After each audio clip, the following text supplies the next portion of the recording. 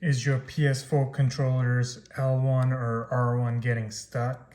It might basically just be some dirt getting over there. You don't have to open the entire controller. There are some easier tricks over here, like you can just take like a guitar pick and just try to like run around here to get the dirt off it and see if it gets unstuck.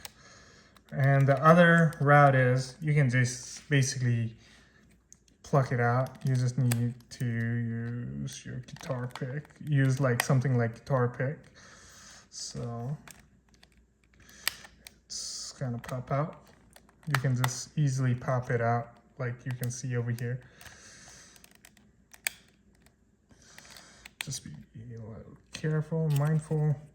As you can see, there's a little bit of dirt. With low suction vacuum, you can clean it out. Or you can just blow it off. Or use some paper towel to wipe it off. And you can just insert it back in. You don't have to unscrew the entire controller. That's going to be more destructive. The other thing is, if it's not connecting, there is like a dot button over here. You can try to reset it, so that it resets the entire controller. And now I'm gonna put it back in.